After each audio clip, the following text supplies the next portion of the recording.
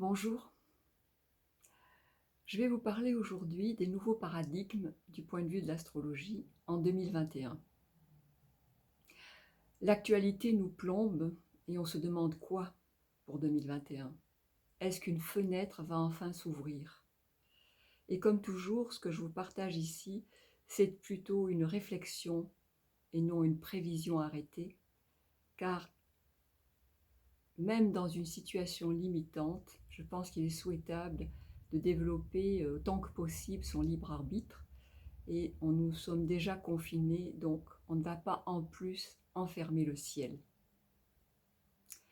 Alors après avoir étudié dans les vidéos précédentes l'importance de l'amas planétaire Jupiter, Saturne, Pluton dans le signe du Capricorne, qui a été présent durant toute l'année 2020, qui est en train de s'achever, cette situation donc de cet amas planétaire, de cette façon, ne s'est pas produite depuis 500 ans.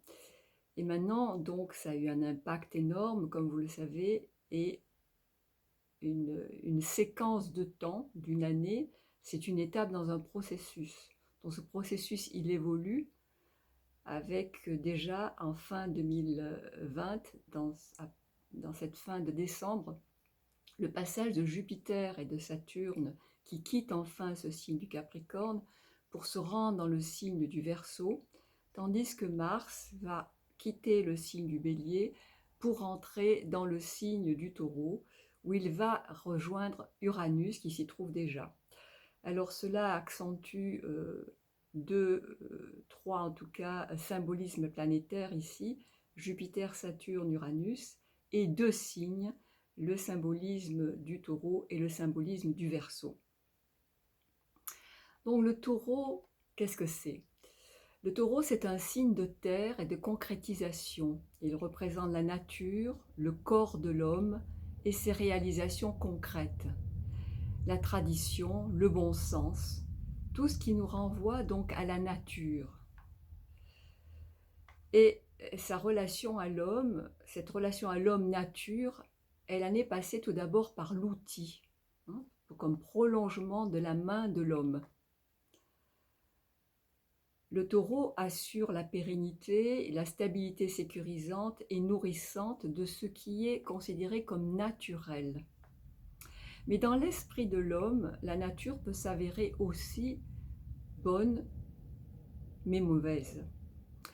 Et elle peut apporter par exemple la sécheresse, les inondations, la stérilité, des handicaps, des animaux, des insectes dangereux, de la maladie et apparemment les virus.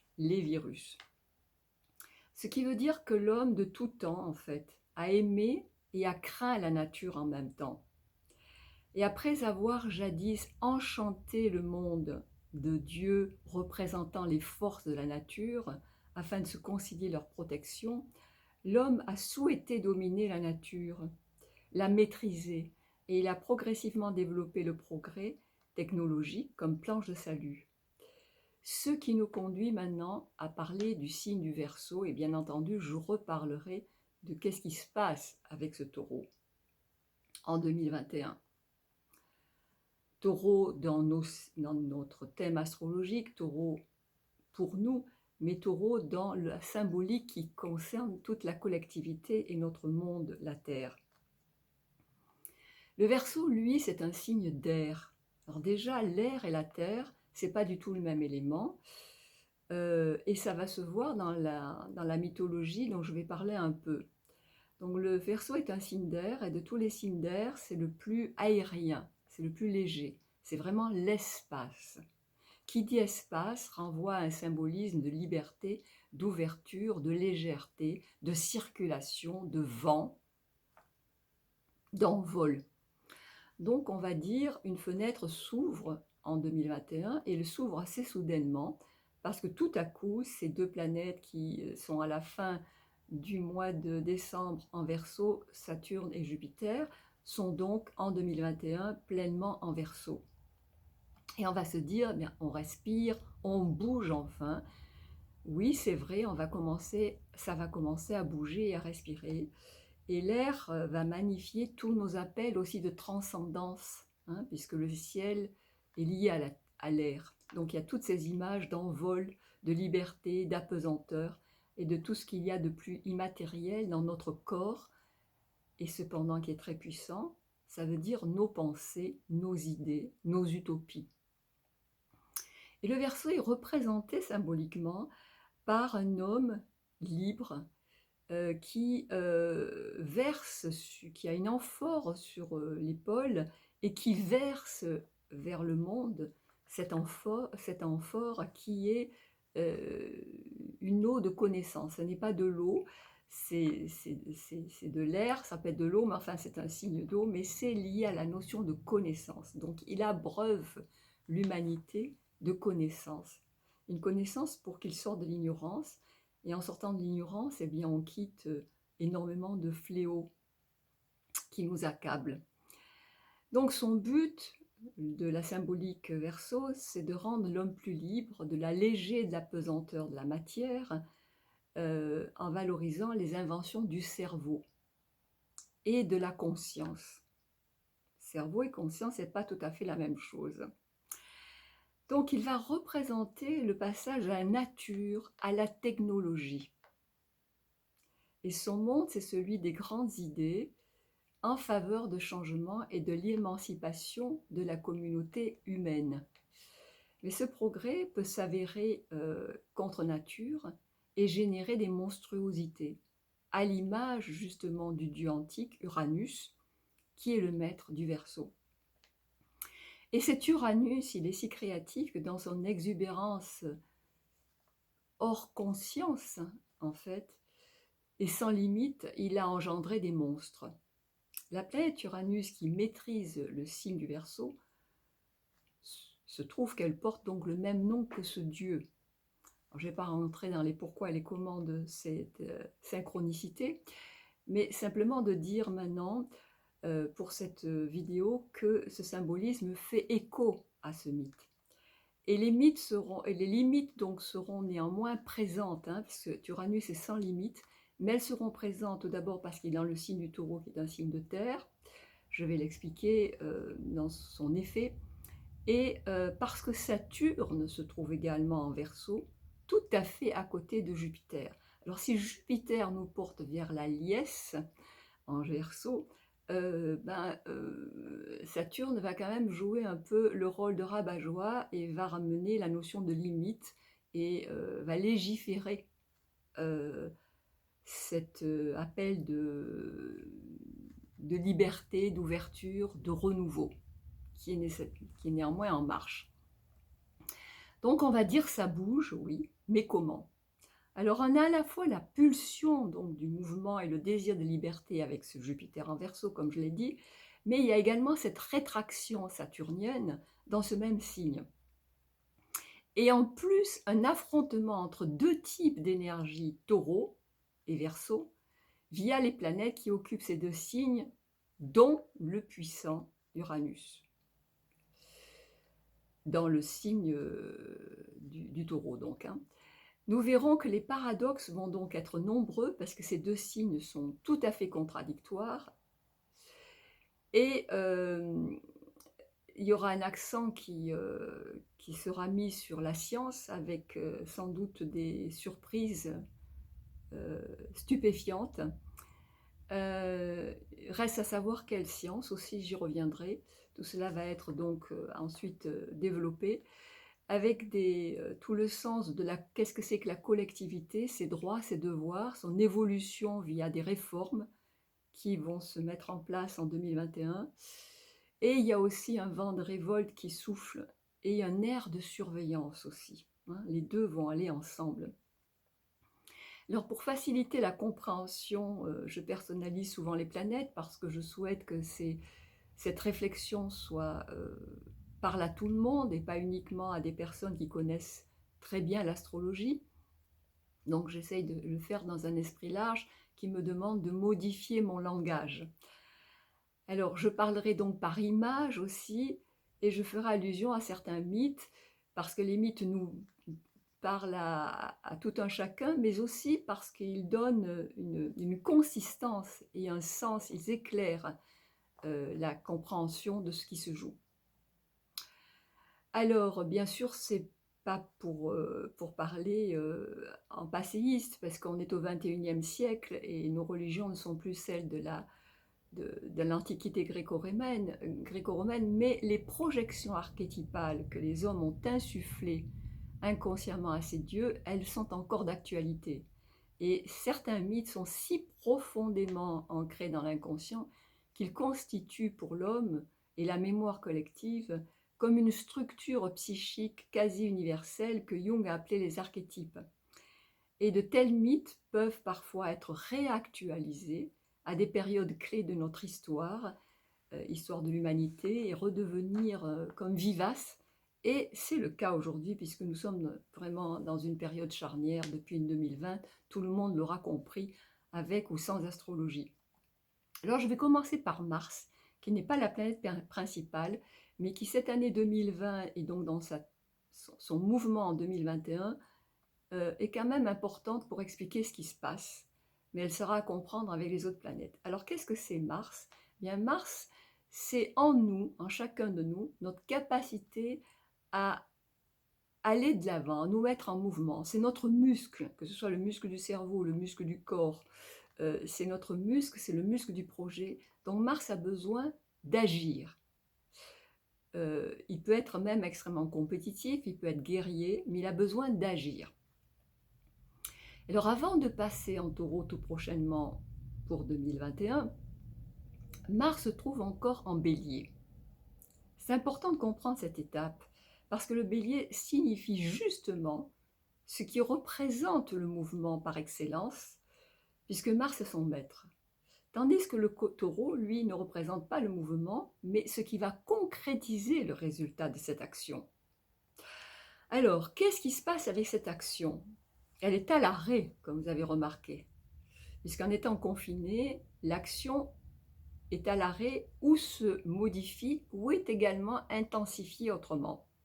Donc depuis le 29 juin 2020, la planète Mars est entrée dans le signe du Bélier. On le dit maître de ce signe parce que son esprit d'entreprise de ce signe est en résonance avec ce mouvement d'entreprise également de la planète, qui porte donc vers l'action. Et en effet, avec le premier déconfinement, une partie du monde y a cru à cette reprise qui se situait plus ou moins dans le mois de juin. On y a cru et qu'après quelques mois de confinement, tout allait reprendre comme avant. Donc on a eu cette illusion, hein, pour la plupart, que le monde pouvait reprendre comme avant le Covid, que c'était un épisode. Hein.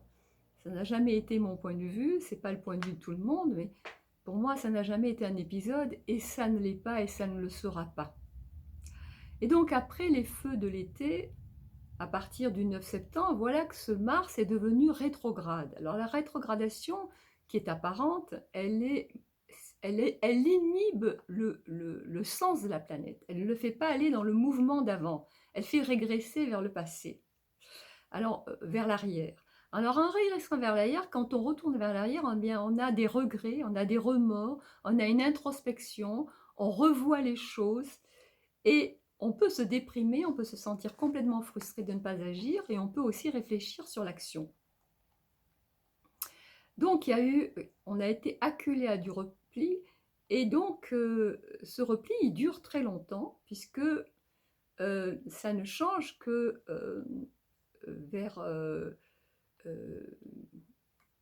la date m'échappe là, ça a changé il n'y a pas tellement longtemps.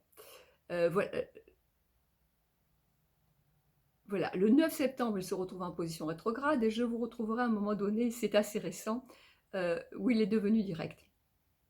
Donc il reste 7 mois dans le signe du Bélier, ce qui est relativement rare de rester autant pour Mars dans un signe, et donc avec toute une période de rétrogradation, il est en train de réfléchir. Et il réfléchit soit d'agir, alors on va dire c'est déjà ça.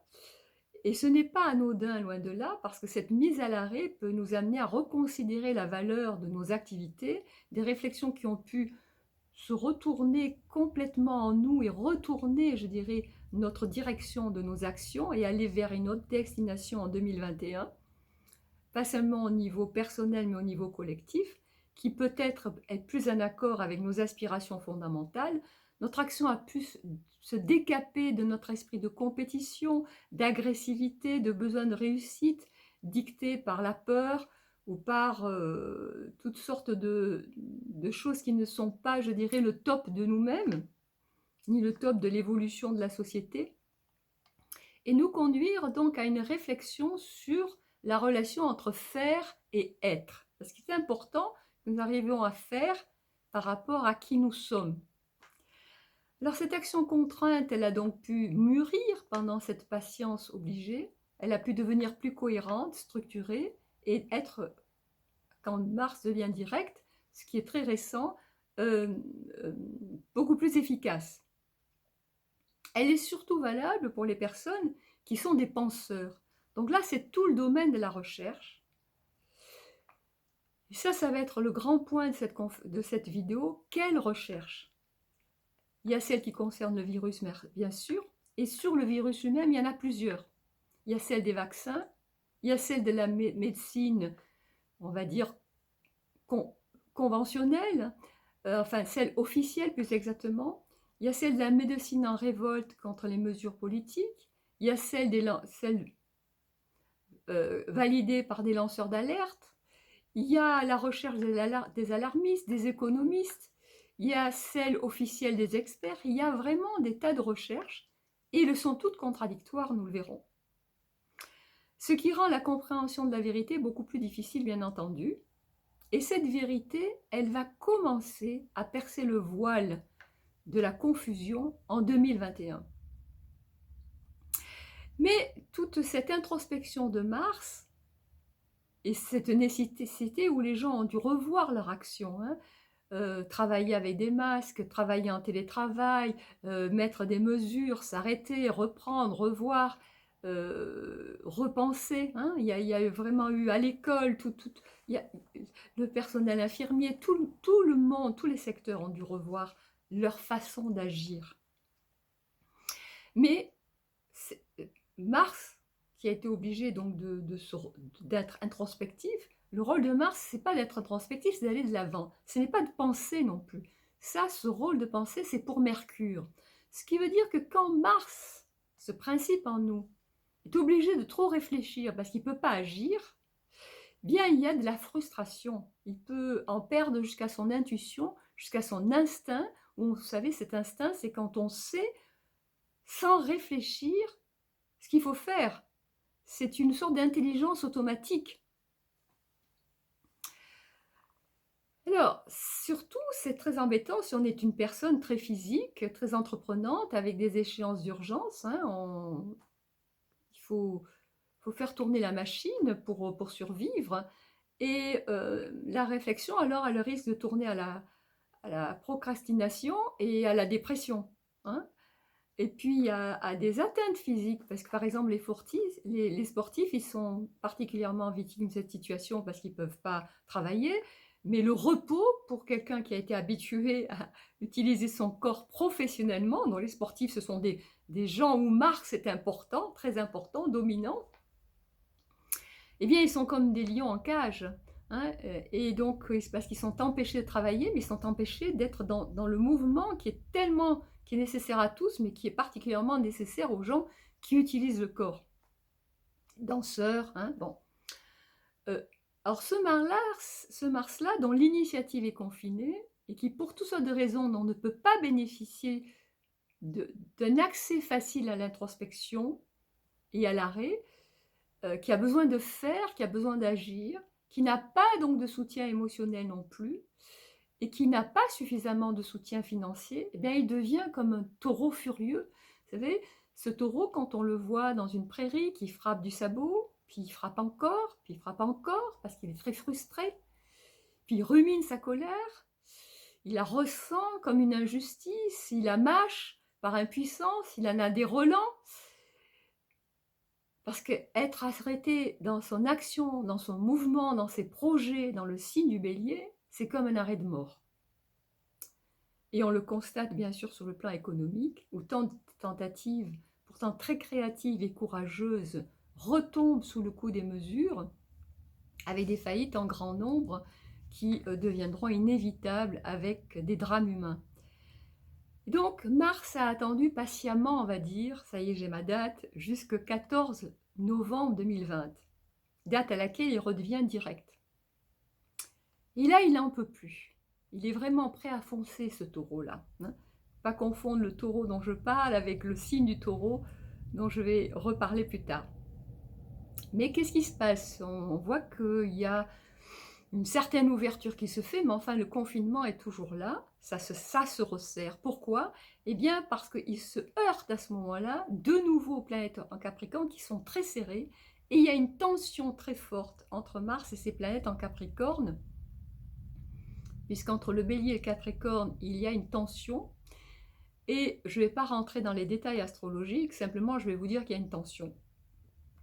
Donc en face de ce besoin d'agir qui maintenant est libéré de la rétrogradation, il y a les boucliers d'interdits, de mesures, de peur, mais aussi de protection, de conseils. Alors on ne sait plus quoi faire. Donc de nouveau, ce taureau, il est dans sa prairie là, il voudrait vraiment, il n'en peut plus, hein, surtout du côté des restaurants par exemple, hein, qui sont quand même, l'Horeca a été très très touché. Donc il est derrière les clôtures des mesures, et à un moment donné, ça bascule parce que c'est comme s'il passait de la peur du virus à celle de l'effondrement de tout ce qu'il a si patiemment et lentement construit pendant des années et des années. Donc il n'a plus rien à perdre, ce taureau-là. Ce taureau dans la symbolique, hein, je ne parle pas du signe du taureau. Et il est prêt à charger. Et ça, c'est vraiment quelque chose qui se fait vers 2021 et déjà vers janvier. Donc là, pas tout le monde a les mêmes enjeux. Donc il y a une partie de la population qui est prête à charger. Et une partie, pas du tout. Et donc je crains qu'on puisse assister à une division dans la population. L'une qui va du côté des mesures officielles et qui les accepte et qui les perçoit comme des mesures incontournables de protection face à ce malheur du virus, et une autre qui n'est pas d'accord. Et celle qui n'est pas d'accord, eh bien, c'est celle qui s'effondre professionnellement, économiquement, parce qu'on va assister là vraiment maintenant à beaucoup de faillites, parce que toute cette aide de l'État ne va pas suffire. Donc je vais reparler de ces éléments-là. Et puis, il y a toute la partie de la science qui va être très importante, parce que la symbolique de la science, des sciences, parce que je parlerai de plusieurs sciences, elle est très représentée par le symbolisme du Verseau.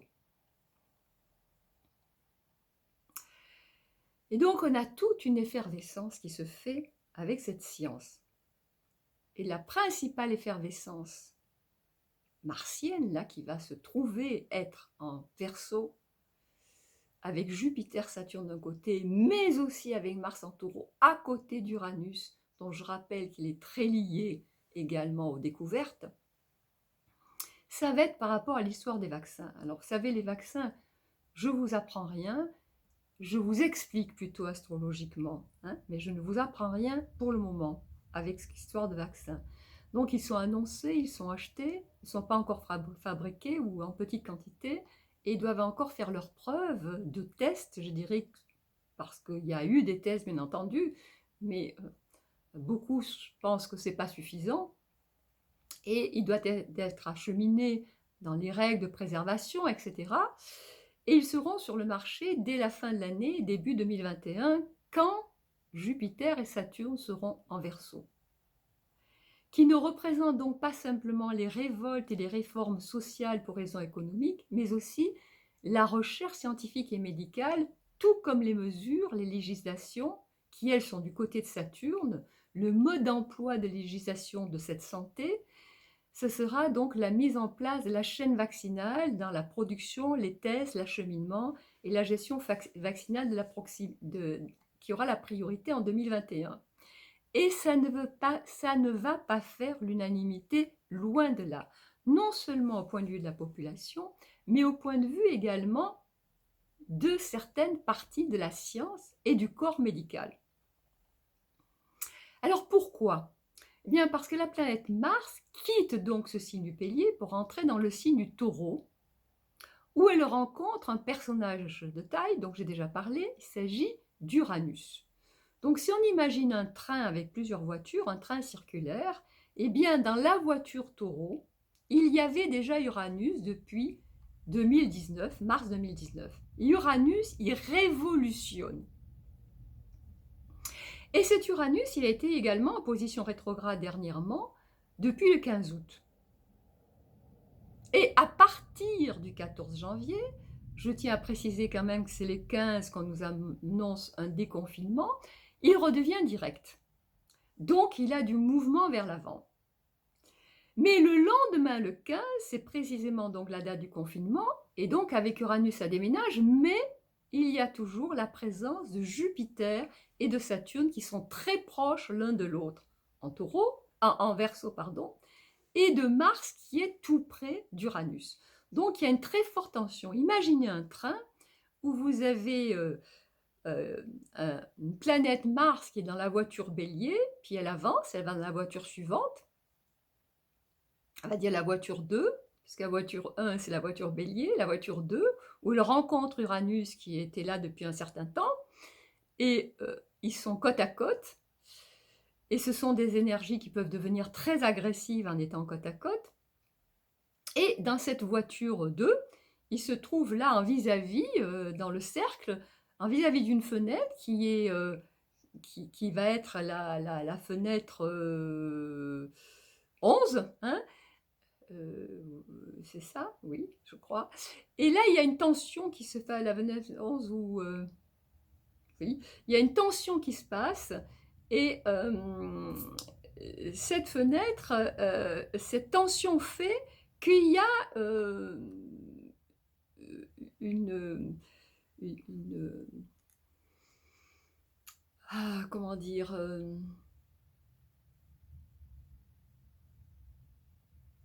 une forme d'agressivité entre le principe que représente Uranus, le principe que représente Saturne surtout, et le principe que représente Jupiter, l'un dans le signe du Verseau dont Uranus est maître, et les deux et Uranus dans le signe du Taureau. Donc c'est quelque chose là où il y a vraiment un élément oui, je vais dire tension, c'est le mot le plus agréable, je dirais, que je peux trouver. Et le Verseau, qui est donc précisément le signe d'Uranus, se trouve donc actuellement dans ce vis-à-vis par rapport au Taureau. Donc j'ai déjà parlé un peu de la symbolique du Taureau, qui est un signe de terre, et un signe de terre qui va tout faire pour qu'il est gouverné par Vénus, donc il va tout faire pour que les choses restent le plus humaines possible, mais aussi le plus parfois attachées à des acquis du passé, des acquis qui ont la valeur de patrimoine, qui ont la valeur de la nature, qui ont la valeur de nos sécurités, qui ont des valeurs nourricières, mais qui sont parfois attachés d'une façon trop passéiste aussi. Donc on va parler de ce Taureau parce qu'il va y avoir là une tension par rapport à toute symbolique Taureau, et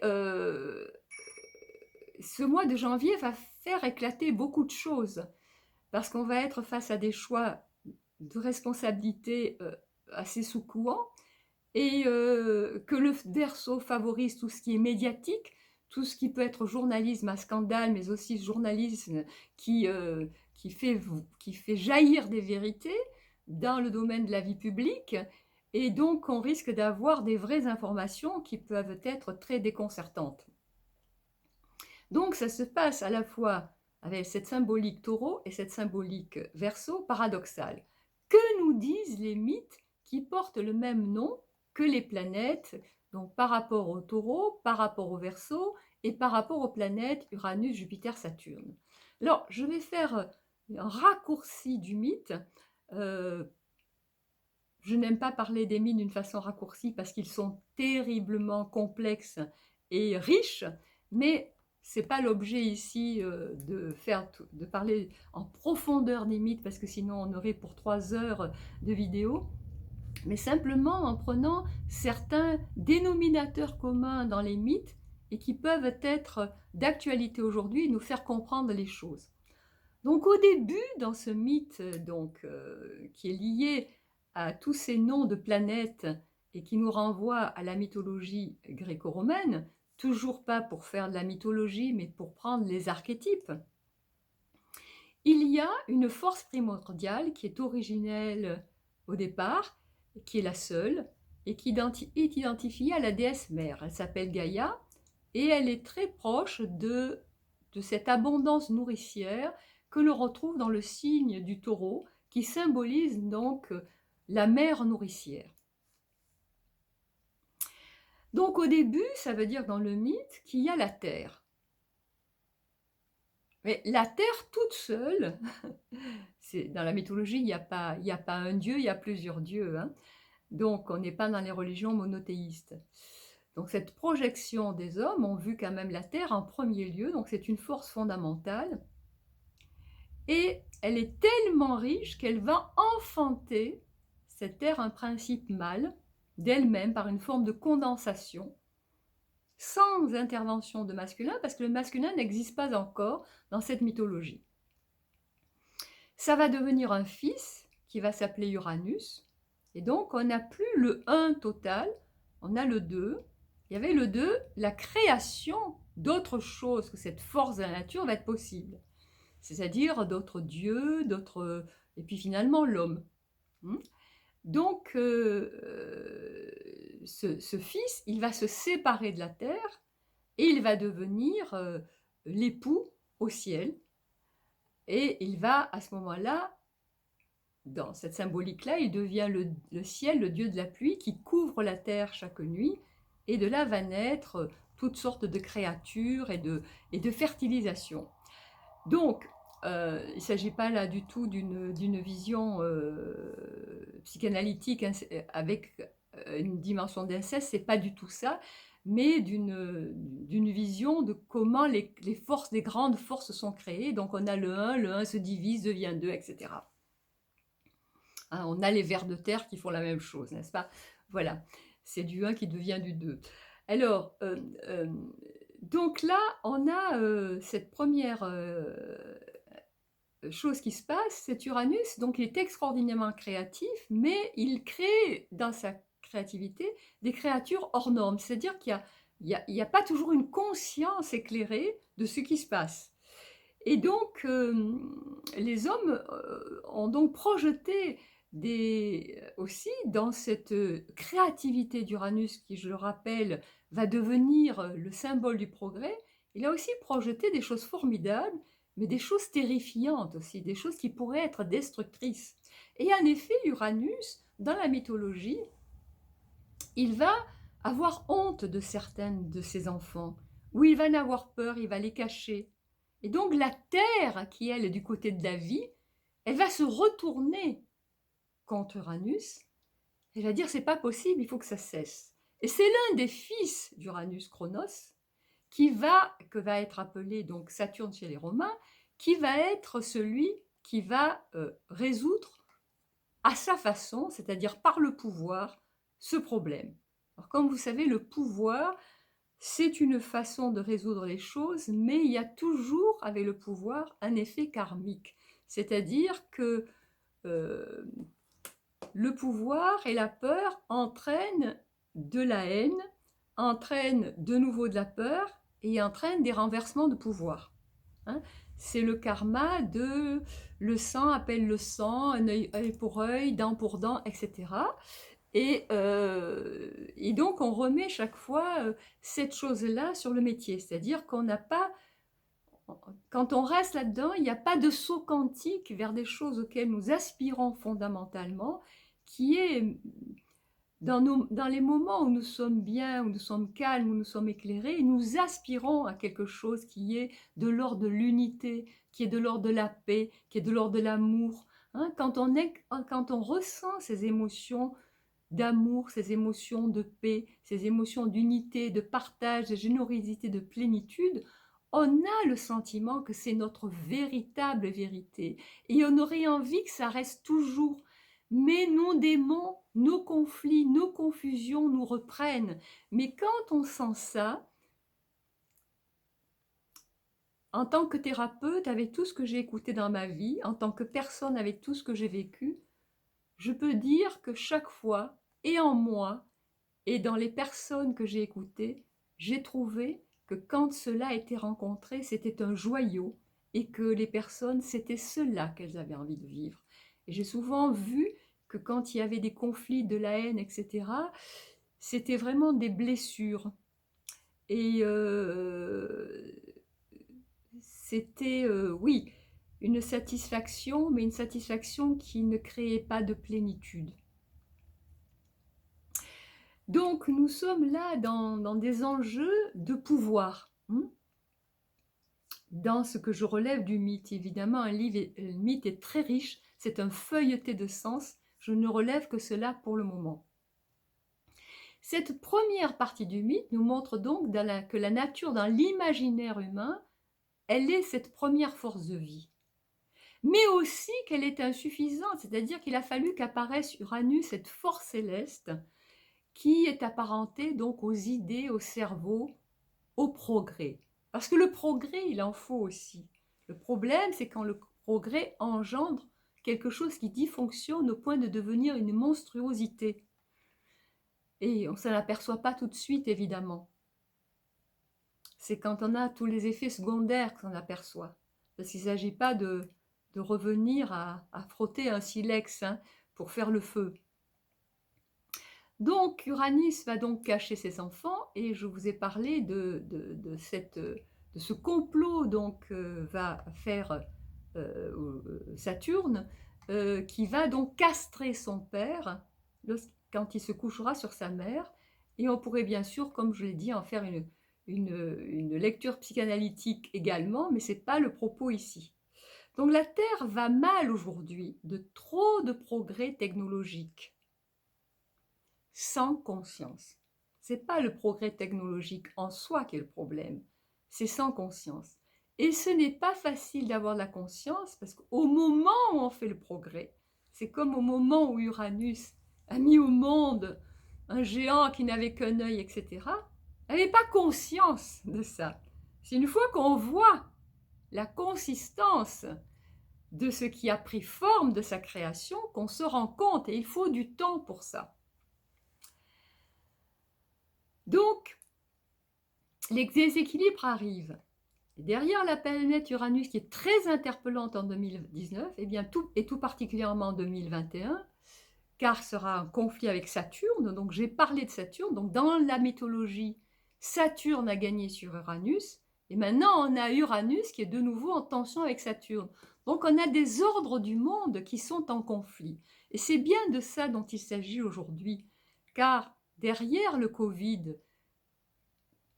qui est une réalité, et qui est une réalité qui a eu et qui a encore de graves conséquences, il y a bien plus, on commence à s'en rendre compte, que la crise sanitaire, c'est-à-dire que ça aboutit à une crise économique indéniable, à une crise aussi de tous nos paradigmes, c'est-à-dire qu'on ne va pas pouvoir travailler de la même façon. Il y a un développement du virtuel, de l'informatique énorme, et il y a beaucoup de choses, là je vous ai dit 2 choses, qui vont changer, et il y a également tout un rapport à la santé qui est en train de changer avec 2 axes, parce qu'on va le voir, il y a beaucoup de paradoxes, et il y a beaucoup de polarités. C'est vraiment une année de division, parce qu'il y a les paradigmes anciens dont certains devront disparaître, il y a des paradigmes nouveaux dont certains devront prendre consistance et exister, et puis il y a l'aménagement, je dirais, d'une transition. Et là, on rencontre à la fois des résistances, mais des ajustements, parce qu'on ne peut pas changer tout au tout, soudainement, avec tout ce qui a été construit, même s'il y a des choses qui ont été mal construites. Donc, on ne peut pas faire cette castration comme ça, hein, de jeter tout le bébé avec toute l'eau du bain. Donc il va s'agir en 2021 de mettre ces archétypes, ces grandes lignes directrices de notre civilisation sur la table du débat. Et en Verseau, signe d'air, donc, on parle, on communique. On se révolte aussi parce que c'est un signe qui peut être très radical, intransigeant. Et le but avec l'esprit Verseau, ce sera quand même de sortir du mythe dans ce qu'il a de fatalement répétitif, avec ses enjeux de pouvoir, de peur, de mort, et donc de faire des pas marquants dans le sens d'un saut quantique de conscience à l'échelle individuelle, à l'échelle de l'humanité. Maintenant, je vais voir les plans qui sont concernés. Il y a tout d'abord l'argent. Saturne en Verseau représente les institutions, les groupes structurés, et Jupiter la richesse. Cette conjonction exacte en tension avec Mars-Uranus peut signifier un choc soudain concernant les formes prises par l'argent, sa circulation, sa valeur. On le sait, un jour on a eu les pièces d'or, puis on a eu les billets, puis on a eu les chèques, puis on a eu les virements. Les formes de l'argent ont évolué depuis des siècles. Et actuellement, il devient de plus en plus virtuel avec la carte bancaire et toutes les transactions incontournables par le digital. Tandis que toute la crypto-monnaie se développe avec des formes de monnaie, je dirais aussi différentes, locales, etc. Et les banques, qui sont encore une grande institution, à la fois privée et non privée, etc., qui perdent de plus en plus le secret bancaire. Donc il y a tout un élément de l'État avec la banque. Hein, quand certaines ont fait faillite ou ont failli faire faillite, l'État est intervenu. Mais en même temps, leur service se déshumanise de plus en plus pour se virtualiser. Ce service d'ailleurs devient inexistant ou payant. Donc il y a une modification de la banque et aussi de la santé de la banque. L'argent, on le touche de moins en moins, je dirais au propre comme au figuré. On le touche plus physiquement avec ses mains, il est de moins en moins liquide, il est de plus en plus virtuel et abstrait. On se demande même s'il existe quand on paye comme ça avec une carte bancaire. Les banques ont des têtes, on le sait, les citoyens n'ont plus la même confiance en elles, et en même temps, c'est par millions, c'est par milliards que les aides sont prodiguées, qu'on paye les vaccins, etc. Donc on s'interroge, il n'y a pas d'argent, en même temps, il y en a tellement de zéros qui sont alignés derrière les virgules. Donc nous sommes dans des pays à la fois très riches et très surendettés, avec une planche à billets qui imprime. Et les marchés boursiers vont bon train en même temps que les faillites tombent. Donc toute la sécurité basique au quotidien, tous nos modes de fonctionnement sont extrêmement perturbés pendant qu'il y a de plus en plus de citoyens qui perdent leur emploi, leur salaire, et puis aussi l'espoir. L'espoir vers un avenir. Quel avenir? Donc, on se pose de plus en plus la question éthique de l'argent en tant que matière d'échange, de transaction, qui subit donc beaucoup de soubresauts avec ces mouvements planétaires, notamment en janvier, qui est un mois très sensible sur ce plan. La santé bancaire, elle est problématique avant le Covid, mais elle s'est aggravée bien sûr drastiquement. Et c'est tout l'ensemble des transactions avec des échanges nationaux et internationaux qui est en jeu. Et au-delà de toutes les formes, ce n'est pas les formes qui comptent, c'est notre rapport à l'argent, notre attitude par rapport à l'argent qui est à considérer. Parce que l'argent, c'est une convention, et cette convention va liée à toute une idée. C'est pas lié qu'à la sécurité, c'est pas lié qu'au fait d'avoir un certain bien-être, une certaine qualité de vie. Il y a beaucoup plus d'idéologie qui est projetée sur cet argent, et là, on va avoir des problèmes. Également, ce qui change beaucoup, c'est le patrimoine et la culture. De nouveau, ces valeurs taureaux. Le patrimoine et la culture sont des valeurs qui sont remises en question avec la redéfinition des territoires, la circulation des capitaux et aussi des nouvelles législations concernant la transmission des biens avec les familles recomposées, la procréation assistée, la monoparentalité, tout ça, ça bouge beaucoup de choses parce que l'affiliation se modifie. Et c'est dans le deux sens qu'elle se modifie parce que d'un côté, on a plus de permissivité, de l'autre côté, par exemple, dans des pays comme la Pologne, l'avortement est remis en question. Donc, ces valeurs taureaux, elles sont controversées. Cela touche aussi les terres agricoles et les biens patriotiques. Alors, l'agriculture, je vais y revenir, elle est valorisée, mais en même temps, elle est meurtrie. Alors, les biens patriotiques typiquement taureaux, c'est par exemple, je vous donne quelques exemples comme ça, il y a les vignobles français par exemple, depuis des siècles, c'est des fleurons du pays. Bah, il y en a beaucoup qui ne sont plus du tout français, je ne sais pas s'ils sont tous chinois, mais en tout cas, ils ne sont plus tous français. Venise serait par exemple en train de devenir un patrimoine chinois. Là, c'est quand même énorme, hein, dans l'histoire de l'humanité, Venise. Bon, donc on est comme dans une guerre qui est en train de devenir diplomatique, là, sans soldats, hein, celle-là. Néanmoins, il y a une perte des biens d'un pays qui, pour survivre, va se rendre au plus offrant, se vendre au plus offrant.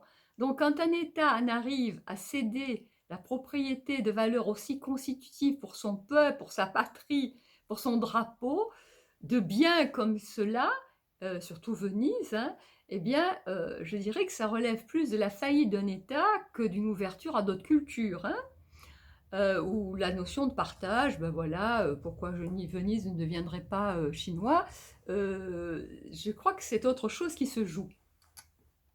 Donc, on est en train de passer à la question, est-ce que les pays riches, en Europe par exemple, ne seraient pas en passe de devenir les nouveaux pauvres? Pas demain, mais après-demain, on peut se poser la question, hein. Alors la nature, puisque je vais parler de l'agriculture à laquelle j'ai fait allusion, eh bien la nature, d'un côté, Uranus la met en lumière, parce qu'il révèle et il médiatise le symbolisme qu'il traverse. Et en effet, le symbolisme de la nature, c'est la grande chérie du confinement, hein. Elle respire à plein poumon depuis qu'on a moins d'intervention, elle se régénère, elle représente pratiquement la seule autorisation que nous avons pour notre un peu de liberté. Alors c'est un grand bonheur de regarder les arbres, de regarder les vaches, les ânes, les chevaux, quand on peut se promener un peu plus loin, parce qu'eux, ils n'ont pas de masque, hein. Donc la ville, par contre, et la vie urbaine, sont les grandes perdantes de cette crise. Et Uranus va faire de ce fait un retour aux besoins basiques. Besoin basique, c'est manger. Donc c'est que les magasins d'alimentation à un moment donné qui ont été ouverts. C'est respirer, c'est marcher, c'est bouger, c'est pas agir, mais c'est au moins bouger. Donc Uranus va représenter tous ces déséquilibres écologiques qu'on a vus dans le mythe, avec à la clé donc peut-être de multiples catastrophes naturelles, entre guillemets, mais qui peuvent être conséquences de déséquilibres qui, eux, résultent d'un progrès sans conscience qui est lié à une façon de gagner, si vous voulez, la richesse, hein. Donc cet aspect d'Uranus, il renvoie à des revendications d'ordre écologique, avec toutes les sonnettes d'alarme de tous les partisans de la théorie de l'effondrement, et on peut s'attendre à des cataclysmes par le vent, par les tremblements, par le feu, par tout ce qui vient du ciel, puisque Uranus c'est le ciel, le Verseau aussi, la grêle, la foudre, tout ce qui touche les accidents aériens, aéronautiques, des satellites, comme des percées, je dirais, de nouveaux satellites, d'exploration de la Lune, de Mars, peut-être des choses avec les météorites. Donc nous assistons aussi à une valorisation de la mère nature, avec ses préoccupations écologiques, le recours au local, aux saisonniers, les produits viennent chez nous, l'alimentation goûteuse, vivante, enfin, le zéro déchet, la perspective du fin nucléaire, les nouvelles énergies propres et vertes, les déchets, recyclés qui deviennent du cuir végétal, du carburant. Enfin, je ne vais pas vous raconter tout ce discours que nous connaissons et heu et dont je suis, je dirais plutôt, enfin favorable, parce que c'est nécessaire d'avoir cette ouverture-là. Mais parce que le taureau préfère clairement tout ce qui est, présentiel et concret à ce qui est virtuel et qu'en matière d'agriculture, eh bien, le progrès change de visage. C'est plus les nouveaux pionniers, c'est plutôt ceux qui passent de la maîtrise, l'idée de maîtrise de la nature, comme on a vu dans le passé avec ce mythe, à la notion d'alliance avec la mère Terre. C'est un combat qui s'inscrit donc dans une configuration systémique et où Saturne peut jouer le rôle d'administrateur, de gestionnaire à mesure qu'il va avancer en 2021 dans le signe du Verseau. Mais il va aussi voir la faisabilité de tout cela, parce que l'autre visage d'Uranus, c'est toujours la technologie de pointe qui aujourd'hui est le numérique, l'informatique, enfin, tout ce qu'amène le digital, hein. Le télétravail, la 5G, les ondes dont beaucoup de chercheurs nous disent quand même qu'elles sont nocives, toutes les applications numériques, les puces électroniques, les nanoparticules, l'addiction robotique, au portable, au téléphone portable, hein, à croire qu'il y a du sucre dedans, la perte de service, la valorisation de l'adage, vous avez qu'à regarder sur le net, il n'y a qu'à cliquer sur, hein, ou voilà, jusque dans les campagnes, pas simplement dans les villes. Nous avons appris à lire, à l'écrire, mais aujourd'hui, si nous ne savons pas maîtriser le langage informatique, nous sommes les nouveaux analphabètes. Et bientôt, pour acheter son pain, sans carte, on ne pourra pas. Donc, il y a une uranisation aussi de la matière nature. Il n'y a pas simplement le mouvement écologique montant, hein. C'est les deux. Et c'est avec les deux qu'il va falloir trouver une alliance. Ce n'est pas simplement une alliance avec la nature. Ça ne sera, je ne vois pas astrologiquement qu'il pourra y avoir uniquement une alliance avec la nature. Je pense qu'il va falloir faire une alliance entre la nature et un dialogue avec cette nature, une écoute de cette nature. Donc elle a beaucoup de secrets à nous dire. Les animaux ont des choses à nous dire, les arbres ont des choses à nous dire, les minéraux ont des choses à nous dire, le rythme des saisons a des choses à nous dire, l'énergie a des choses à nous dire. C'est toutes les nouvelles révélations d'Uranus en Taureau. Mais dans le Verseau va nous faire aussi des révélations. Et ces révélations iront du côté d'un progrès de pointe qui est dans la ligne directe du virtuel. Donc c'est avec les deux que l'on va avoir à trouver une alliance. Et ça ne va pas être si simple. Donc Saturne en Verseau, il va légiférer les règles du virtuel, de ce monde des ondes et des applications et des codes barres, à une structure codifiée et légalisée du télétravail, parce que c'est à restructurer ce télétravail au niveau des lois. L'espace bureau, le nombre des trajets qui change, l'ancienne séparation entre la ville, la campagne, qui se modifie encore plus avec le fait qu'on ne va pas se déplacer de la même façon, et la codification de tous nos déplacements, le carburant, les vitesses, enfin, tous ces éléments ont beaucoup, beaucoup changé. Hein. Et l'élément de la santé aussi, où il y a du côté du Taureau, il y a une santé naturelle. Alors c'est la naturopathie, c'est l'énergie, c'est les plantes, c'est toute cette valorisation-là. C'est les choses, les médecines ancestrales, voilà. Mais c'est aussi toutes les nouvelles technologies dans la médecine qui en passent également par des ondes et qui, elles, sont une utilisation des ondes qui ne sont pas des ondes négatives, mais des ondes curatives. J'y reviendrai quand je parlerai de la santé. Avant de cela, je vais parler du corps, puisque le corps, c'est également une dimension du symbolisme taureau. Gaïa et Uranus ont engendré des corps, ils n'ont pas engendré simplement des des fleurs, des prairies, etc. Ils ont engendré des corps, hein, les corps des géants, les corps des titans, etc. Les corps des dieux, des autres dieux. Et puis finalement le corps des hommes. Donc le corps, c'est notre matière principale. C'est la matière pour notre âme, c'est la matière pour notre être. C'est le taureau en nous. Il peut être mince ou ample, de toute façon, il est bon qu'il soit nourri de la façon qui lui convient, pour lui donner sa véritable substance de vie.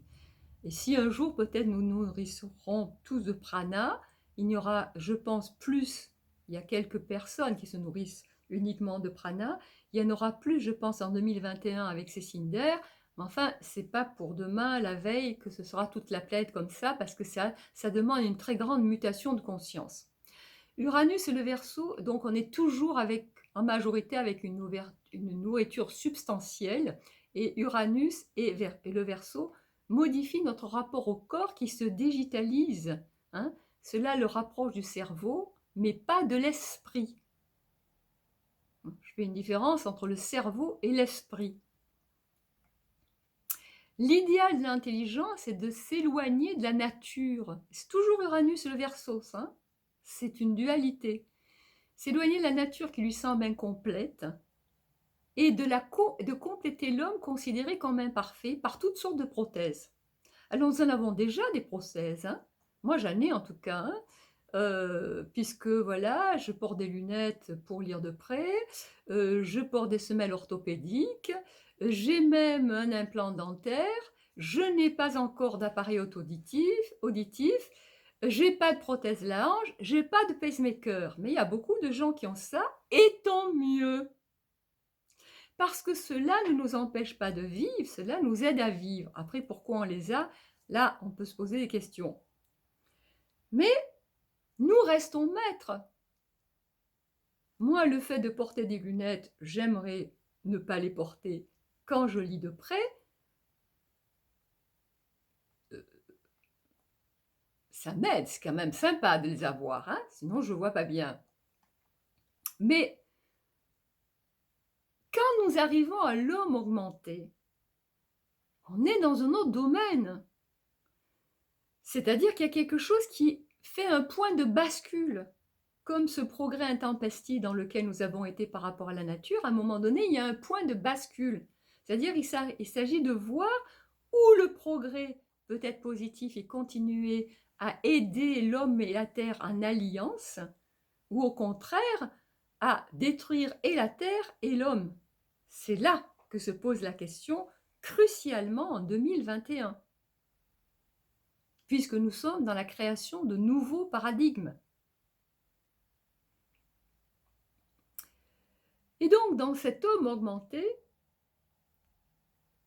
là, dans ces petites prothèses dont je parle, ça ne nous empêche pas de rester humain.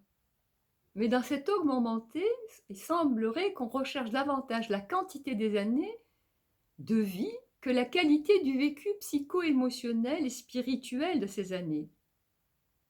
On peut espérer qu'elles seront pleines de bonheur et de joie plutôt que longues en calvaire, au point de supplier pour le retour bienheureux à une mortalité rapide.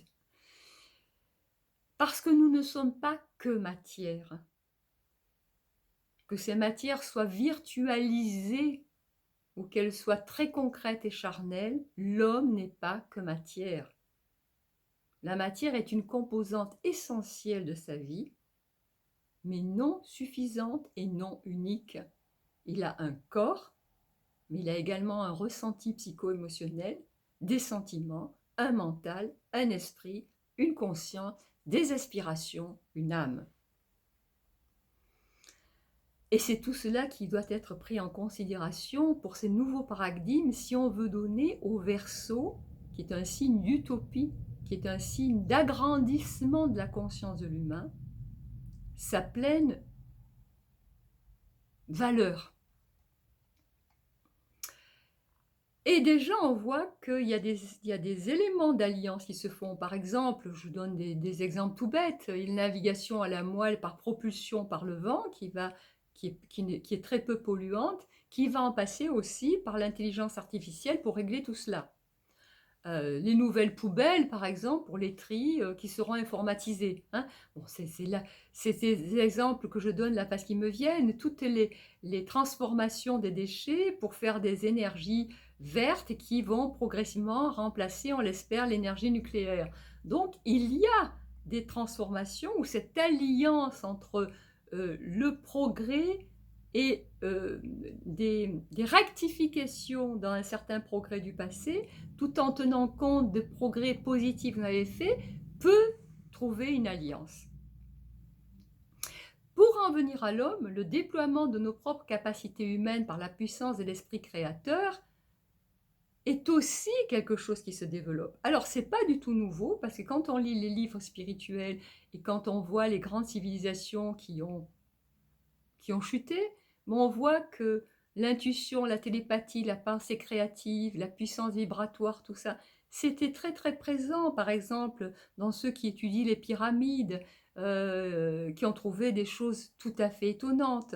On ne comprend pas comment certaines choses ont été faites, etc., etc. Comment les gens de l'époque, sans notre technique d'aujourd'hui, ben, bien sûr, il y avait beaucoup d'esclaves, mais ça suffit pas peut-être à expliquer. Donc, toutes ces possibilités humaines dont nous avons encore à ce jour une petite idée, mais aucune idée en même temps, puisque de plus en plus de scientifiques de pointe en neurosciences nous disent qu'on n'utilise qu'une partie infime de notre cerveau, et pourtant cette partie infime, c'est incroyable ce qu'elle n'a pas réussi à faire au niveau de ce qu'on appelle le progrès, mais en même temps, tout le reste, si vous voulez, n'est pas développé. Et dans le reste, ben, je ne peux même pas en parler parce que j'ai une faible idée de ce reste, hein, puisque ce n'est pas encore dans nos consciences développées.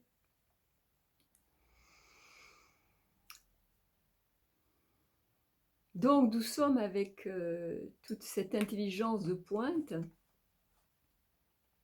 et toute cette dimension créatrice qui n'a rien à voir avec la technologie, qui est vraiment liée à un saut quantique de conscience.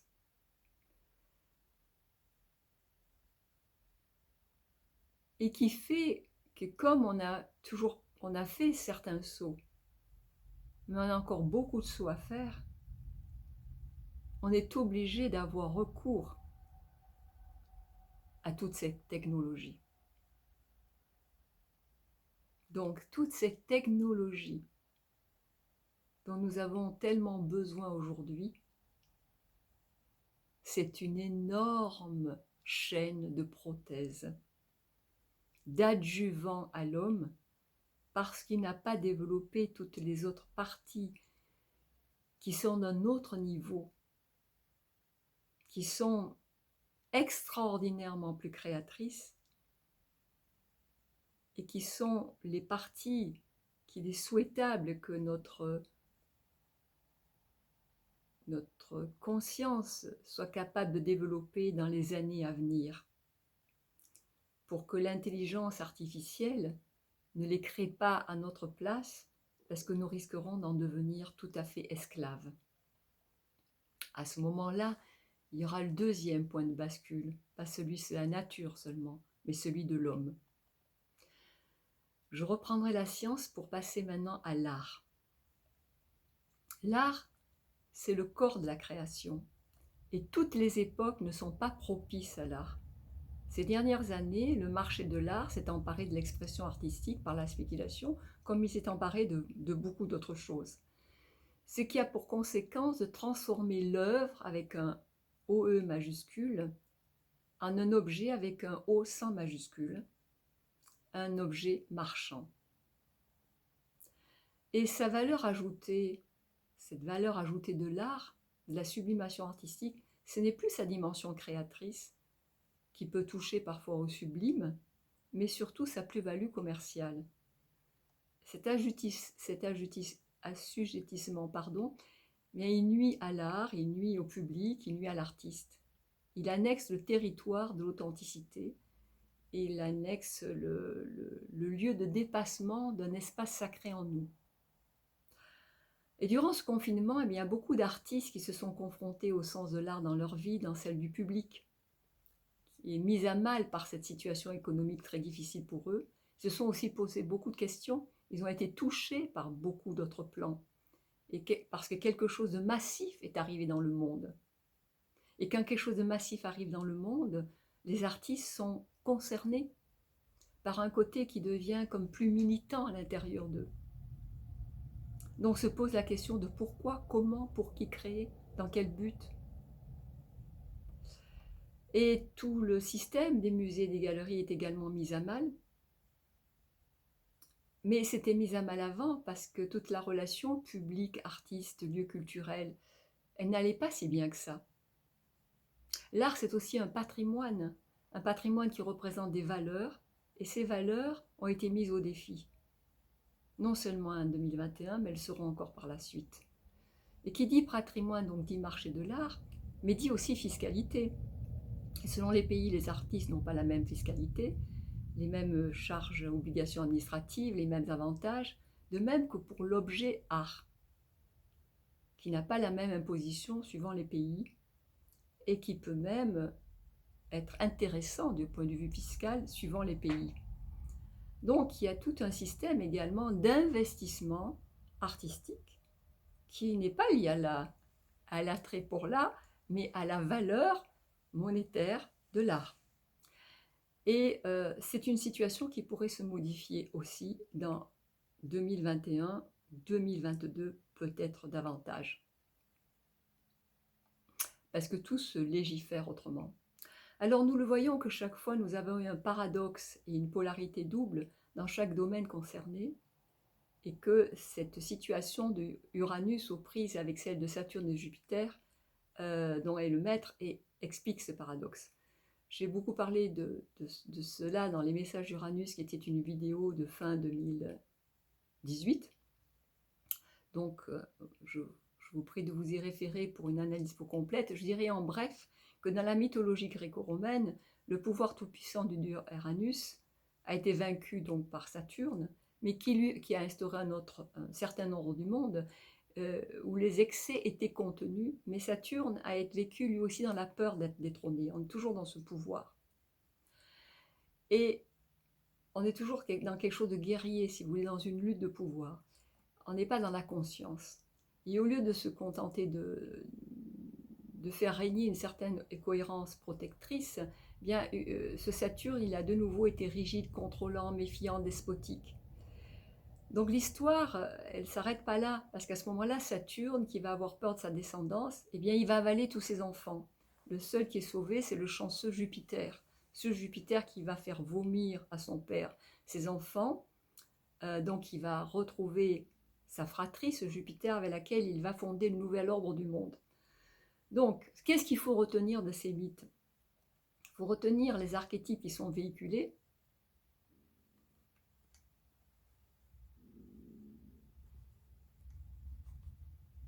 Il faut donc retenir les archétypes qui sont véhiculés.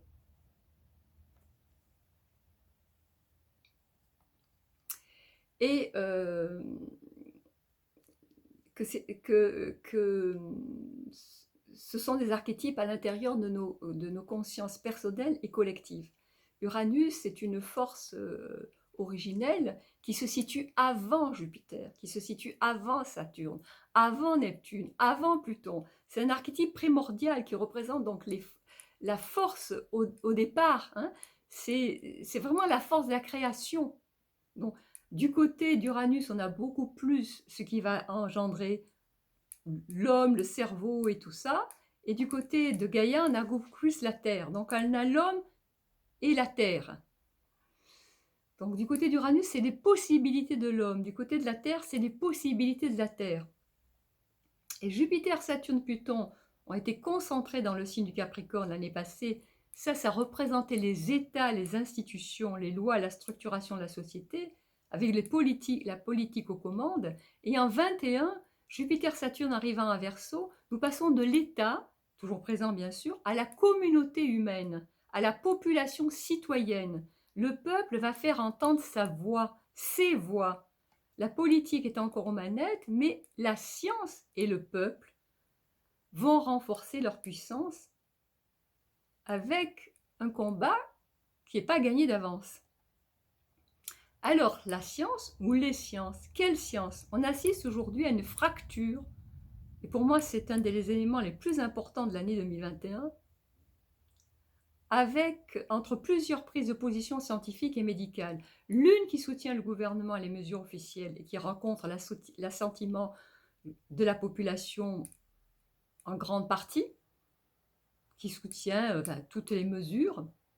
L'autre qui est dissidente et qui se retrouve regroupée autour d'un collectif de médecins qui fait de plus en plus se connaître médiatiquement via des réseaux, via les médias.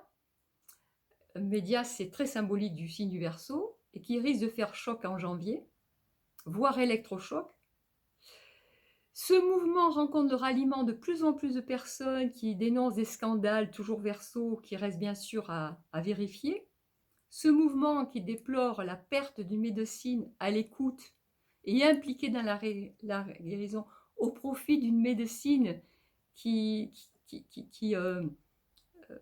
est simplement de fonctionnement, qui est obéissante et qui ne se sent plus libre donc d'établir son diagnostic et son ordonnance. Il y a celles qui s'attaquent à l'ordre des médecins et qui contestent les groupes pharmaceutiques, les lobbies de laboratoire. Il y a l'OMS, il y a la revendication d'une médecine qui se revendique être la vraie médecine avec le respect des libertés, et liberté, c'est le cri du Verseau. Donc, il y a la dénonciation dans la science qui fait de la recherche, de corruption, de conflit d'intérêts au sein de l'industrie pharmaceutique, qui dénonce une autre science qui, elle, est du côté de la création des vaccins.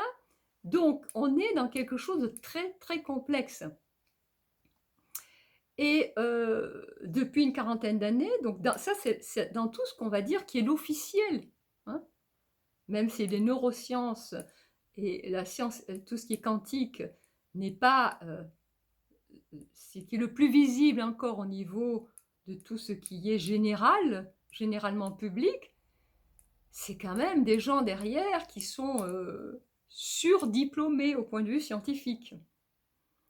Puis en même temps, et qui sont contre d'autres gens diplômés également, et qui sont du côté d'une médecine et d'une science plus, je dirais, officielle. Donc il y a un divorce là, hein, autour de ce Covid. Il n'est pas d'aujourd'hui le divorce, mais là il se manifeste clairement. De plus, depuis une quarantaine d'années, plus ou moins, on a vu l'approche alternative de la santé grandir, et toutes ces thérapies qui s'adressent à la personne en tant que totale, hein, d'une façon holistique, elles étaient décriées, et maintenant, si vous voulez, elles se retrouvent beaucoup plus proches de ce domaine non officiel de la science, je dirais, scientifique, hein, de certaines sciences scientifiques.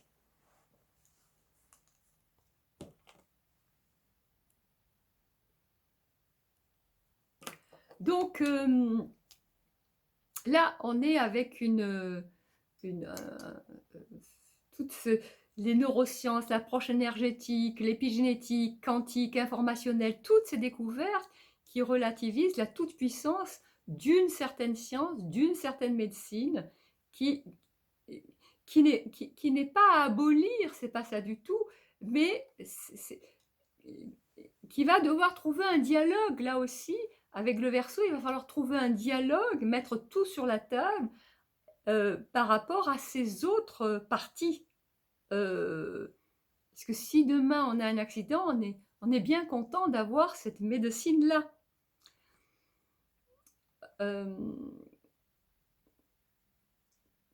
Et donc il y a toute une vision d'avant-garde de la science à un niveau aussi d'une science, on va dire, universitaire. Voilà, hein. Donc, suite à ce Covid, dans la gestion de ce Covid, on a deux visions au sein de la science, au sein de la médecine, avec des révélations concernant la santé, concernant une science politisée, une science qui ne serait pas politisée, qui risque bien d'exploser en 2021. Avec Jupiter, c'est le jaillissement médiatique sans limite. Avec Saturne, la discrimination est au rendez-vous. Je ne sais pas si c'est sous forme de censure ou sous forme de cohérence responsable que cela se passera. Alors, tout cela donc va être extrêmement vif parce que Uranus dénonce, le Verseau dénonce, et c'est par ces deux vecteurs que souvent le scandale arrive, et les révolutions aussi. Et donc il y aura tout le débat sur les vaccins, avec tout ce que l'on entend, hein, sur l'implication avec l'ARN, avec ceux qui sont avec la tradition pasteurienne, le fait qu'ils n'ont pas la fameuse phase 3, qu'ils seront libres, ça c'est absolument indispensable pour le Verseau, parce que c'est très difficile pour le Verseau d'accepter quelque chose qui ne sera pas de l'ordre du volontariat et de la liberté. Mais en même temps, c'est bien beau, libre, mais qu'est-ce qu'on fera quand on voyage? Qu'est-ce qu'on fera quand on met les enfants à l'école, dans la crèche, quand on travaille dans un hôpital, et cetera? C'est-à-dire que cette liberté, elle sera conditionnelle, j'ai l'impression, hein. Et là, ça va créer aussi des problèmes. Parce qu'il y aura toute une question de protocole. Donc tout cela sera très important dans l'année. Qu'est-ce qui se passera quand on voyagera, hein, surtout s'il y a un avion, et sera à considérer aussi l'évolution de ce vaccin avec l'évolution du Covid, dont un certain nombre de chercheurs et de médecins disent qu'il est en chute, d'autres disent qu'il est toujours présent.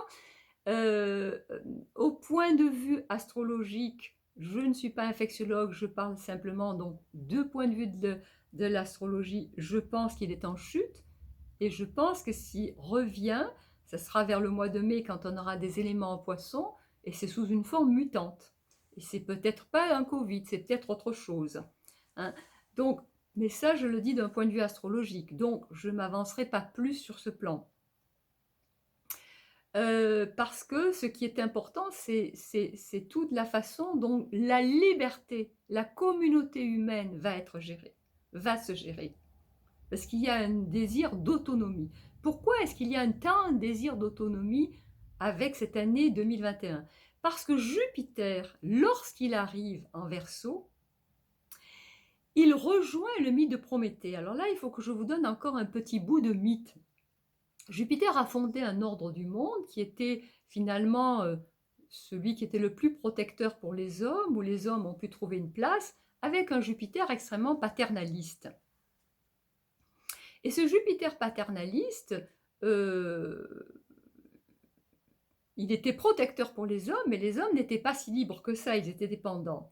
Et là, il y a une révolte qui se fait avec Prométhée, qui est le petit-fils d'Uranus, ou l'arrière-petit-fils, je ne sais plus, qui se rebelle.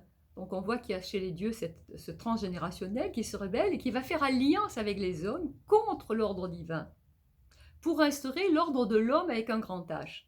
Mais finalement, Prométhée, il va perdre, et ça restera comme avant. Alors ça, c'est dans le mythe. Aujourd'hui, nous sommes habités par des mythes, mais nous ne sommes pas que dans le mythe, hein.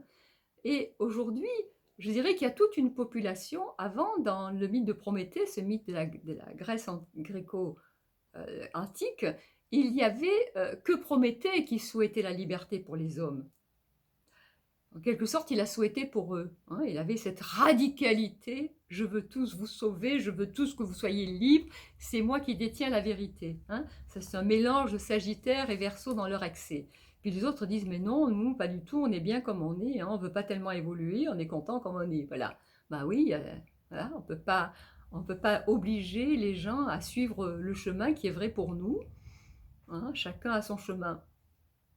Mais aujourd'hui, il y a toute une population qui est un peu du côté de ce Prométhée, pas toute, hein, mais il y a une partie qui est ébranlée, et qui, en 2021, justement, avait ce Jupiter qui est en Verseau. Ben, c'est un Jupiter qui fait alliance avec Prométhée, qui est du côté de l'homme libre, qui se combine donc ce mythe de Prométhée, qui met précisément l'homme au centre du nouvel ordre du monde.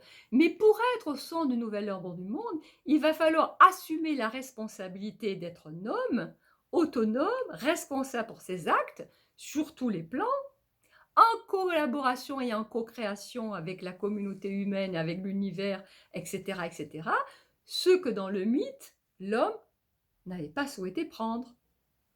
Donc ce n'est pas rien ce qui nous attend si nous voulons marcher vers cette nouvelle vision. Parce que sinon, c'est l'ancien monde qui reste, non pas qu'il était tellement mauvais, mais dans l'évolution, à un moment donné, ce qui est bon, si on reste dans le bon sans évoluer, devient mauvais et pourri. Il faut arriver à y faire un saut de conscience. Le saut de conscience ne se fait pas en persévérant avec persistance dans le même sens.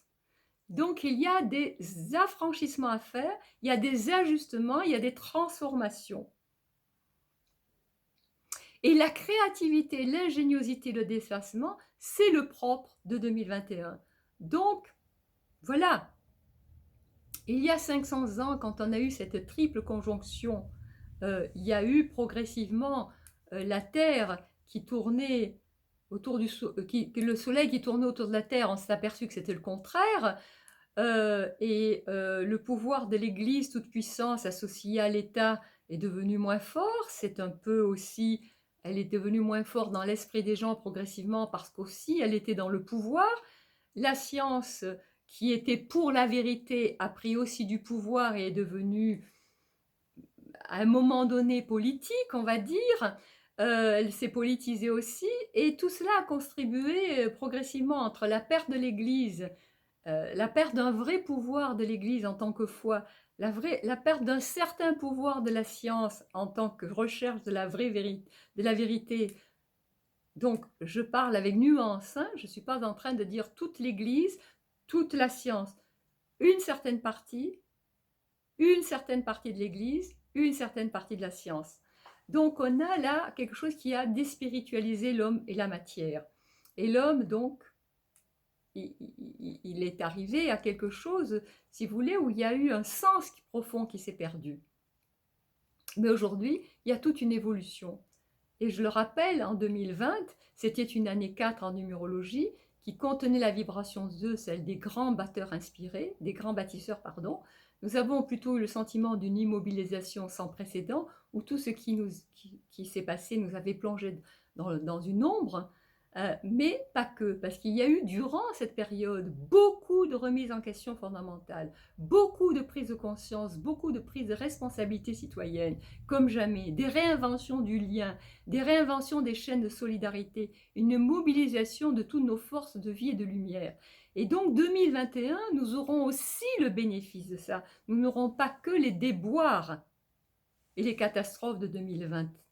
Nous aurons aussi ça. Donc on va dire que ça pourrait déménager. Et qu'il est souhaitable que tout ça soit inspiré par la luminosité du Verseau qui défend liberté, fraternité, égalité et renouveau, avec des réformes et qui donneront, j'espère, à l'homme de nouveau son ciel d'esprit. Ce ciel symbolique qui pourrait déverser donc sur l'homme ce flot de connaissances libérateur avec une science en conscience et une foi en conscience.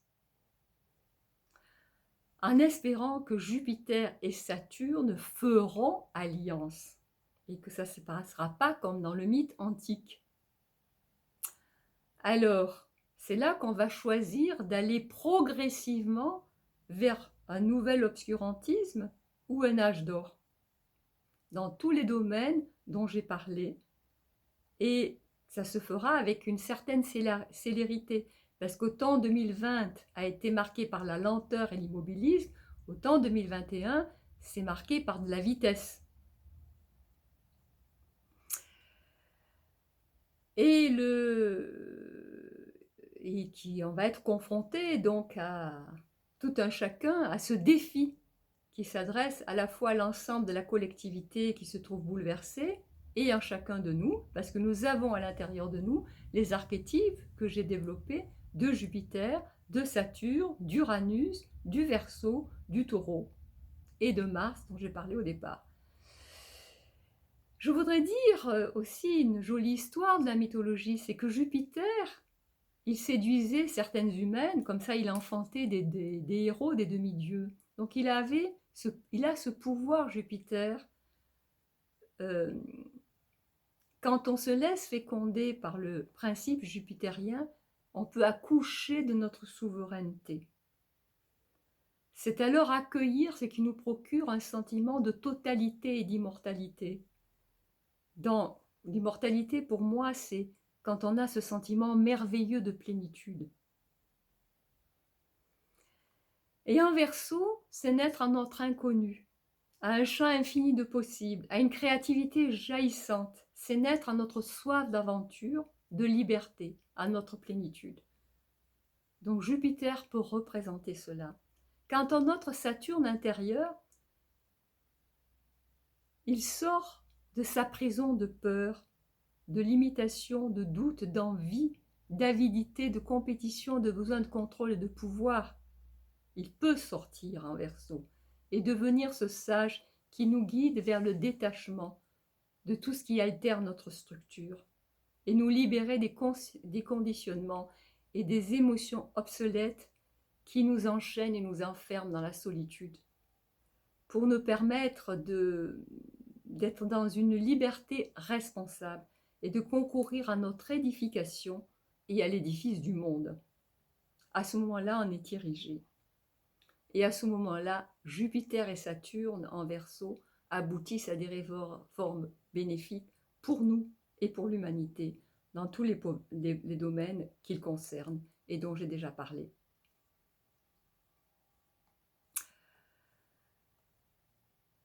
Et j'ai envie de dire aussi une petite citation de l'artiste Georges Braque, que je reprends à mon compte un peu autrement.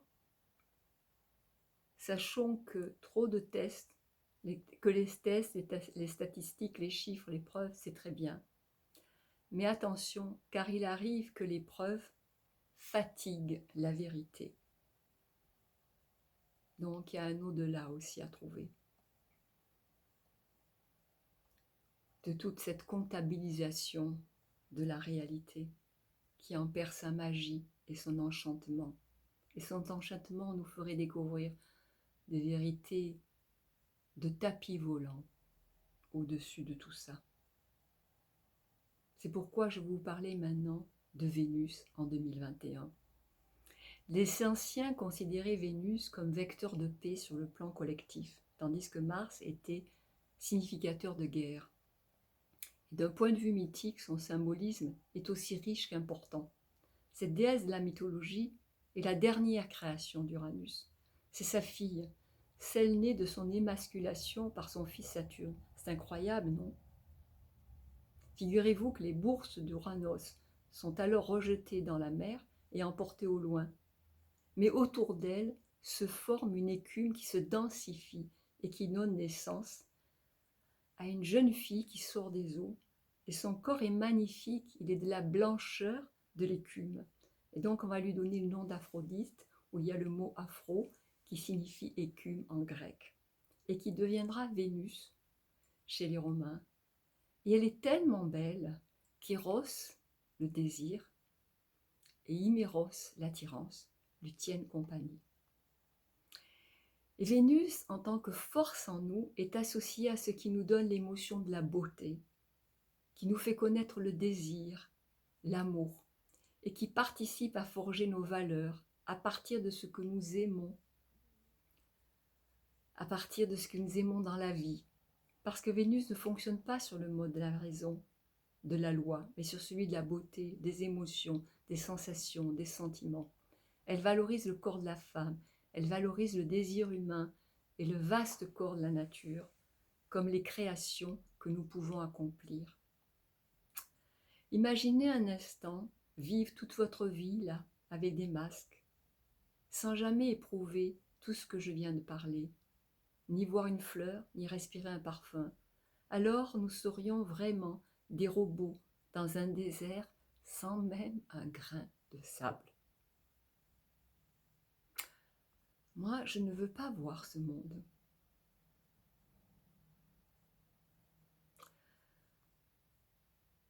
Le cycle de Vénus est rapide. Aussi, pour être significatif sur un plan mondial et pas seulement personnel, il doit être associé par position planétaire à des planètes dites lourdes et lentes. Et c'est le cas en 2021. En janvier, en novembre et en décembre, Vénus se rapproche de Pluton, toujours en Capricorne. En février, elle se rapproche de Jupiter et de Saturne en Verseau. et en avril, elle rejoindra Uranus en Taureau. Cela nous fait plus d'un rendez-vous. Donc elle aura quelque chose à dire sur le plan de la paix, puisqu'apparemment nous étions en guerre en 2020, et sur tous les autres aspects concernés par le symbolisme de Vénus, la nature, le corps, la nourriture, la beauté, l'art, la relation à l'autre, au tangible, au matériel, le lien, l'amour. N'oubliez pas que sur un plan symbolique, Uranus transforme sa castration en une prodigieuse création qui atteint le sublime, qui est Vénus. Toutes les créations d'Uranus sont puissantes, mais seule Vénus enchante de beauté et insuffle un désir qui érotise la vie. Et sans désir, nous n'avons pas d'appel, nous n'avons pas de vision, nous n'avons plus envie de vivre. Donc on peut se réjouir qu'elle soit un peu impliquée dans les transits planétaires. Et donc en conclusion, eh bien, je pense qu'il est souhaitable de nous positionner en tenant compte d'une réflexion sur tout ce que j'ai tenté de soulever comme points, qui seront présents en 2021.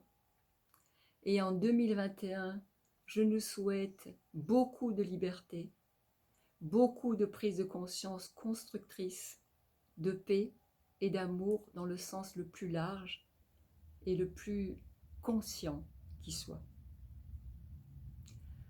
Je vous remercie